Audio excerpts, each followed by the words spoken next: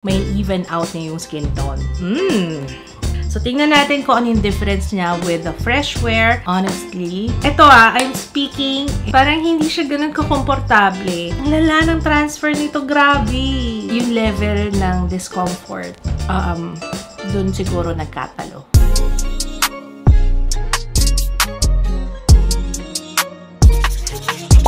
Hello everybody! Welcome back sa ating channel. So today, syempre, chinek ko yung comments nyo. Ano ba yung mostly requested nyo na i-review natin lately? And maraming request for foundation. And saktong-sakto guys. Naghahanap ako ng foundation, magandang base, para takpan yung aking mga pinagdaanan ng pimple.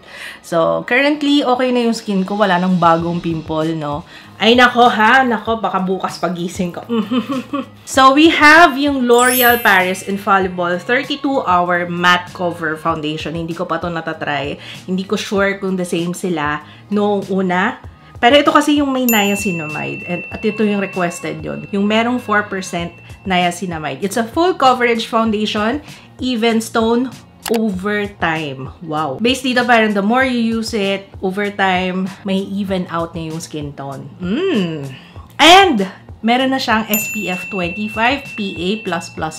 Ang presyo nito ay 829 pesos ang isa. Dalawa yung kinuha kong shade, Natural Honey and Radiant Sand.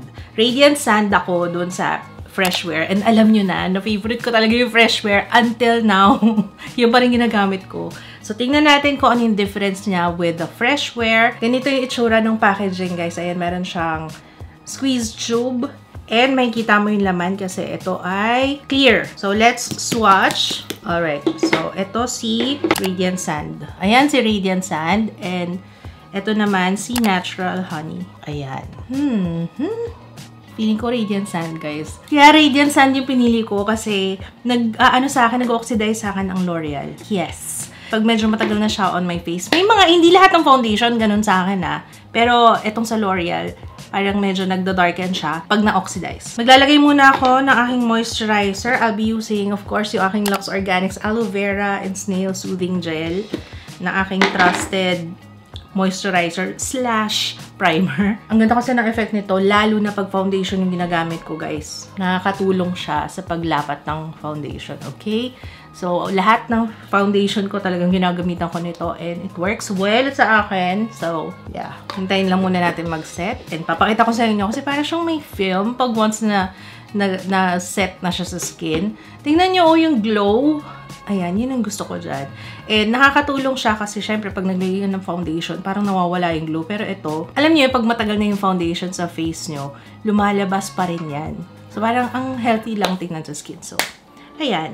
Lux Organics Aloe Vera and Snail Soothing Gel. For all skin types. Marami silang soothing gel ang Lux Organics, pero ito talaga yung pinaka-favorite ko, guys, ha? Okay. So, kunin na natin si Radiant Sand and let's apply.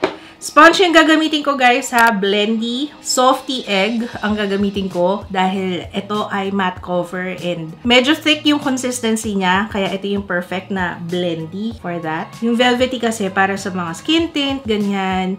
Pero ito para sa medyo thick ang consistency. Let's apply. One side muna tayo ng face. Uy, ang bango! Amoy icing sa cake.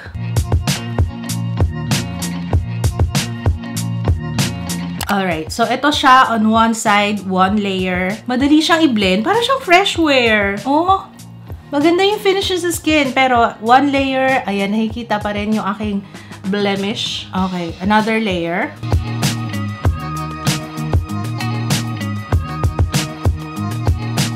Alright, so ayan yung dalawang layer on one side of my face.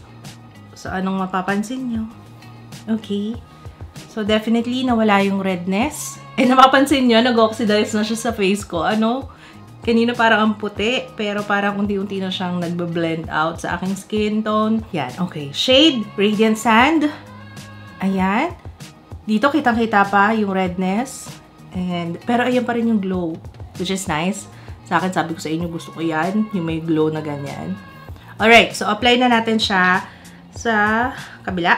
Grabe, ito yata pinakamabangong foundation. Nagugutom ako. Amoy cake talaga siya. Amoy icing, ganun. So, ayan, as you can see, ang ganda ng finish sa skin. I like it. Para siyang fresh wear. Pero parang itong Radiant Sun dito, mas lighter siya compared sa fresh wear. Alam mo, feeling ko mas light to. Kasi hinahalo ko pa yung Radiant Sun at saka Golden Sun. Sa totoo lang. Pero ito napansin ko, hindi ko na kailangan. Parang ano na siya. Parang, basta ang ganda. Pero, ayan guys, nakikita pa rin ha. I would say medium coverage. Sige, magdagdag pa tayo. Tingnan natin kung matatakpan niya. Tingnan lang natin. So, kailangan mo talaga ng concealer. Pag mga ganitong level ng blemish, talagang kailangan ng concealer. Pero, tinatry ko lang sa foundation ha. Kasi kung makakatipid tayo, hindi na natin kailangan ng concealer. Di mas very good. Tipid, diba? So, ayan na yung the best na kaya niya takpan yung aking mga blemishes. And I like it. Sa akin, okay lang yan kahit medyo may peeking through. Okay lang. Walang problema dyan. Battle scars yan. Okay, let's bake. I will use yung aking Belo Sun Expert kasi talaga nagbe-bake ako, guys. It works sa akin. So, try nyo na lang, guys, ha? Kasi yung iba hindi nag-work sa kanila yung pagbe-bake, no? Opo. Pero, lalo na ngayon, napakainit ng panahon. Sa akin, talaga kailangan mag-bake. Okay. Di na ako naglagay ng concealer, ha? Kasi nga, syempre, foundation lang tayo para makita natin talaga kung paano mag-work ito. Okay, guys. Tapusin ko lang muna yung aking entire face and I will be back. Honestly, maganda siya, guys. Maganda siya. Ang ganda ng coverage niya. Pero, ewan ko siguro dahil hindi na ako sanay na naka-full coverage na foundation. Parang, I don't know. Parang ako naninibago. Or siguro dahil naka-eyeshadow ako ngayon. Ngayon lang ulit ako nag-eyeshadow. I don't know. Pero, parang parang makeup na makeup talaga yung dating. Hindi siya yung pang everyday. Alam niyo yun? Pero tingnan natin kung ano yung feeling niya pag nasa labas tayo. Kung ano yung pakiramdam kung is it lightweight. Ngayon, guys, kasi nasa aircon tayo, okay siya. Pero hindi ko sure kung after pagpawisan, kumusta siya. So, mag-update ako mamaya. Pero right now, as you can see, okay naman, maganda. Maganda, wala. Don't get me wrong. Okay, okay yung coverage na. Parang feeling ko, magpipictorial ako ngayon. Yung ganong feeling, kasi sobrang ganda ng coverage na. Ayun. Sige, mag-flash test tayo. In fairness. Oh, wala siyang flashback. At saka parang ang kinis ng skin ko dito, fairness. Okay, so suotin na natin to buong araw. It's now 8:44 AM and babalik ako mamaya for, syempre, an update na. I'm back. It's 9:59. So, ayan. Wala pang oil, no? Carry pa? Okay, that's it. Guys, it's now 1:24 and as you can see, lumabas na yung mga blemishes ko kasi pinagpawisan ako ng todo. Sobrang init. Pinagpawisan ang nanay. Pero in fairness naman, kahit naman pinagpawisan ako, ang smooth pa rin dito. Dito sa cheeks. Kahit sa noo eh. Oh. Hindi pa ako nag-blot. In fairness. Teka nga. Blot nga tayo.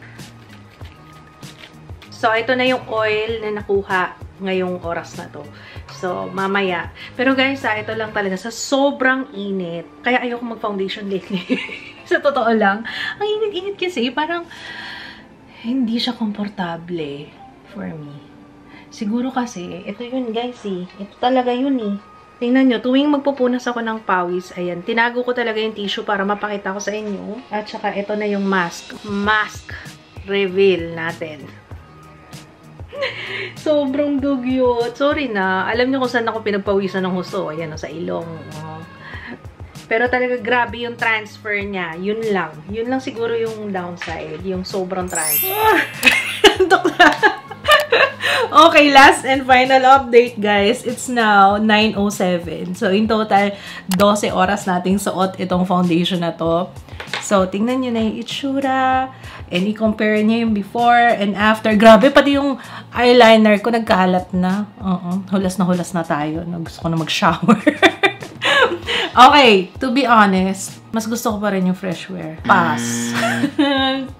Kasi sobrang... Ito I'm speaking in... Siguro dahil sobrang pawisin ako, guys. Sobrang pawisin ako. Parang hindi siya ganun ka-komportable. Though, looks nice sa photo, kahit sa video eh. Kaso, hindi, paano ko ba? Hindi siya ganun ka-komportable. Siguro, yung may effect, yung nakikita ko sa mask, yung transfer, sobrang transfer talaga. Siguro, compare sa skin tint, times 4. Tapos, sa tissue, pag nagpunas ako ng pawis, kita ko kagad yung transfer. Nung pinagpawisan na ako, may nafe-feel na akong medyo malagkit. Basta sa overall, fresh wear pa rin ako. I didn't like it. Siguro, yung transfer niya talaga malala.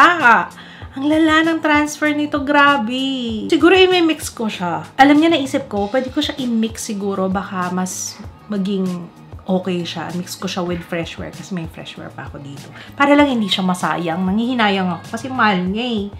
So, ayun lang naman. Over time, it can even out tone. Pero,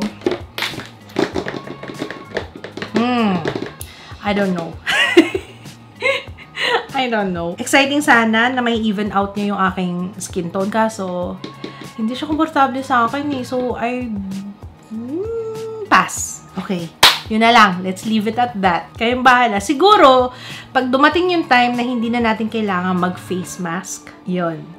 Na feeling ko malayo-layo pa, ano. Pero, yun lang talaga. Sobrang transfer niya talaga. So, ayun lang guys, yung ating last and final update. If you have tried this foundation, feel free to comment down below kung kumusta siya sa inyo. Pareho ba nung sa akin? Okay, so ayun lang naman guys. Pero in fairness sobrang busy ko ngayon. It's Monday, alam niyo na. Kahit na 12 oras tayo, yun lang masasabi ko, in fairness, kapit pa rin siya. Nasa skin pa rin naman siya. Yun nga lang. Yung level ng discomfort, dun siguro nagkatalo. So, ayun lang. And mahal kasi siya. Yun lang. So, let me know your thoughts if you have tried this. Comment kayo sa baba para makatulong din sa iba, sa mga naghahanap ng review nito. And pasensya na kayo ha. Dalawa lang nakayaanan ng budget ko. Kasi medyo mahal tong foundation na ito. And buti na nga lang, hindi ko binili lahat ng shades kasi hindi ko siya nagustuhan. So, ayun lang. To be honest, sa lahat ng foundation ng L'Oreal, yung fresh wear pa rin talaga ang number 1 talaga sa puso ko. It's been years, ilang years na yun yung number 1 na foundation ko. Kahit sa mga events, kahit sa photoshoot, yun ang ginagamit ko. And yeah, that's it guys. Maraming salamat. Sana na katulong at na-enjoy nyo itong video na to. Kung meron kayong suggestions sa next nating i-review, comment down below. I will see you again on my next one. Thank you for watching. Bye! I like to be educated, but I'm so frustrated. Hello to my loneliness. I guess that ignorance